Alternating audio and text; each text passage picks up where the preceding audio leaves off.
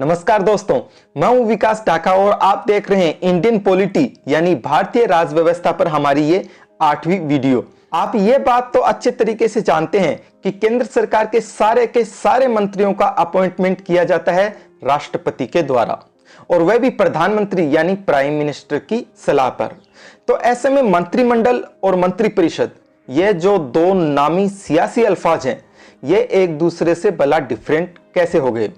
इन दोनों ही शब्दों में आपस में क्या क्या अंतर है, जानेंगे इन सारे के सारे सवालों का जवाब आज की इसी वीडियो में।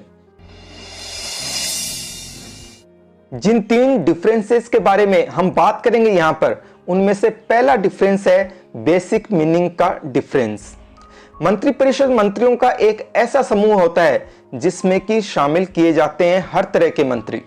फर्स्टली प्रधानमंत्री यानी prime minister, secondly cabinet ministers यानी काबीना मंत्री, थर्डली स्टेट मिनिस्टर्स यानी राज्य मंत्री, and fourthly and lastly deputy ministers यानी उप मंत्री। इन चारों को ही सामूहिक रूप से पुकारा जाता है मंत्री परिषद यानी कि काउंसिल ऑफ मिनिस्टर्स, और इसके हेड होते हैं खुद प्रधानमंत्री। दूसरी तरफ जो मंत्रिमंडल होता है वह एक छोटा सा हिस्सा होता है काउंसिल ऑफ मिनिस्टर्स यानी मंत्री परिषद का।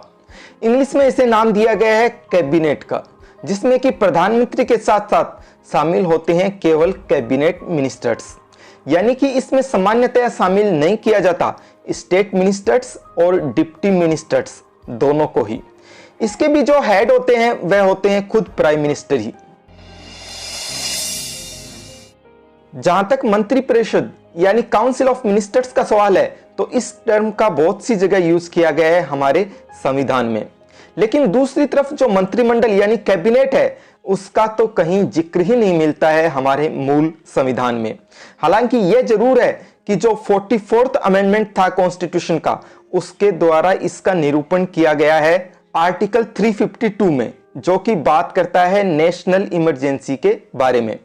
इस तरह से संविधान के दृष्टिकोण से देखा जाए तो आर्टिकल 352 को छोड़कर सारे के सारे अनुच्छेद आर्टिकल्स बात करते हैं केवल और केवल काउंसिल ऑफ मिनिस्टर्स के बारे में ही, यानी मंत्री परिषद के बारे में ही।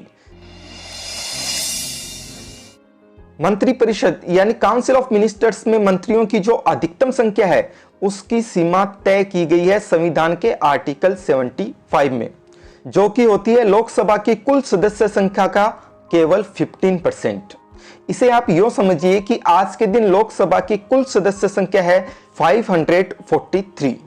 तो ऐसे में केंद्र सरकार की मंत्रिपरिषद काउंसिल ऑफ मिनिस्टर में 81 से ज्यादा मिनिस्टर्स नहीं हो सकते किसी भी हालात में, क्योंकि 543 का जो 15% होता है वह होता है 81 ही।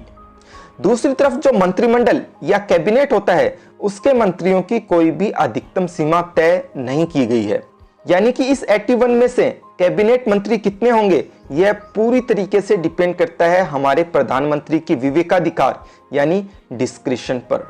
वह चाहें तो सारे के सारे 81 मिनिस्टर्स को दर्जा दे सकते हैं कैबिनेट रैंक का, या फिर उनकी इच्छा हो तो वह इन 81 में से कैबिनेट रैंक का दर्जा दे सकते हैं केवल 10 या 15 मंत्रियों को ही। अभी जो परंपराएं चली आ रही हैं उनके मुताबिक भारत सरकार में काउंसिल ऑफ मिनिस्टर्स यानी मंत्री परिषद के सदस्यों की संख्या होती है सामान्यतया 70 से 80 के बीच, और मंत्री परिषद के इन्हीं मंत्रियों में से कैबिनेट यानी मंत्रिमंडल के मंत्रियों की संख्या होती है सामान्यतया 20 से 30 के बीच। मैं उम्मीद करता हूं कि आपको यह वीडियो बहुत ही उपयोगी और सार्थक लगा होगा। अगर आपको इंडियन पॉलिटी यानी भारतीय राज्य व्यवस्था से संबंधित किसी भी दिलचस्प टॉपिक से रिलेटेड कोई भी रोचक जानकारी चाहिए तो फिर आपको करना होगा एक छोटा सा काम। आपको सीधे जाना होगा मेरे YouTube चैनल एडवोकेट विकास ढाका पर, और वहां जाते ही क्लिक करना होगा इस प्लेलिस्ट पर जो कि आप अभी देख रहे हैं अपने मोबाइल की स्क्रीन पर। Thank you so much for watching the video.